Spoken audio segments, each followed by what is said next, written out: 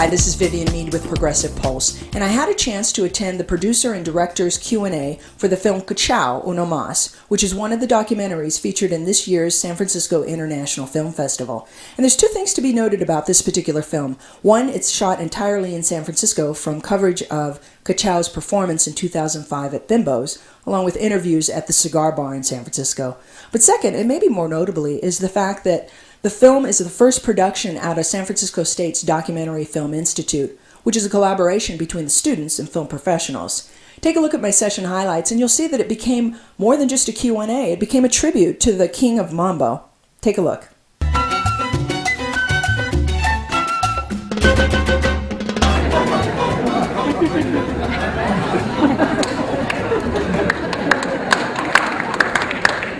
He's like carrying the bass even though he doesn't have the bass with him. You know, and I went to his house and I said, Cachao, he had a bass, his bass he would call Luisito. And I said, I went to his house and I said, let me see Luisito, because wherever we performed, he never brought his bass. And Luisito had the body of the bass was over here and the neck of the bass was over there. He didn't have a bass in his home that worked. So he only played when he played on stage. That's how prolific he had become with the instrument, and he had a small little keyboard. He's a great, he composes on piano. What was your vision for shooting that concert that night? As Steve said, we were just planning on doing a small shoot. Initially, we had been asked to do that, and I just shot something for Paul Winters in New York, and we had used these certain cameras and lighting, and I said, well, wouldn't it be cool if? And I knew Les Blank was brought on early on in this film, and had recommended me, I guess. And I knew I couldn't shoot a Les Blank film if I tried, so I said, well, I'm going to do the opposite. I'll shoot with track and dolly and a crane, and then won't be competing with Les. So and we had an opportunity, I thought, for the tradition of the music.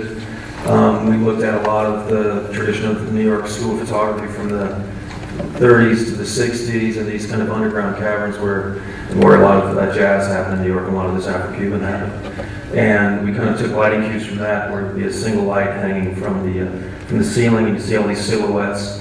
And that was kind of like, so I came to San Francisco with these 35 photographs, and then said, let's light it like that. It's in the bottom of the basement. The actual film was composed and worked upon by both the students and professionals, and it was sort of an interface between a lot of students at San Francisco State and a lot of professionals that we brought in to work on. So it was a great learning experience for everybody, professionals working with the students, and of course the students working with the professionals. And it was not always an easy interface, but the end result was, we're very happy with it.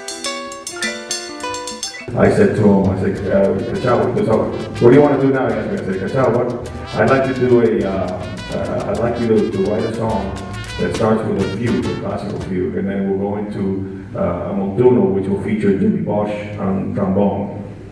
Because, and then we were kind of alternating. One song would feature one instrument, pick Paquito Rivera, the other one would, and he said, okay. He says, tell the musicians to go on a break, and bring me a conga drum, and a piece of paper and a pencil. I'm going, what? Conga drum.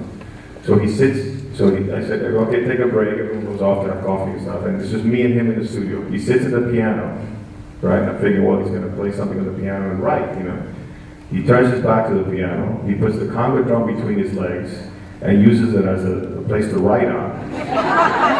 Never touches the drum. And he starts with a regular sheet of paper, with a line paper, just going.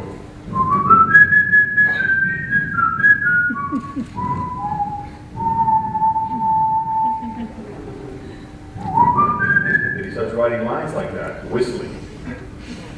And then he says, okay, bring me the brass section.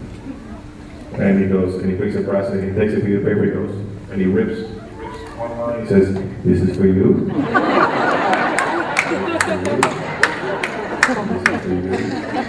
And he had the four brass, Paquito, Gustavo Mario, Chocolate Menteros, and Jimmy Bosch. And then they rehearsed the fugue part. And then he said, okay, now bring the rest of the band. And then he created the transition to the montuno with the piano player, and we recorded the song in one take. And that's the way it was all the time. We just all I have to do is just kind of spur an idea for him and he go, okay, we'll do that. And just write it. He was a genius. He's a genius too.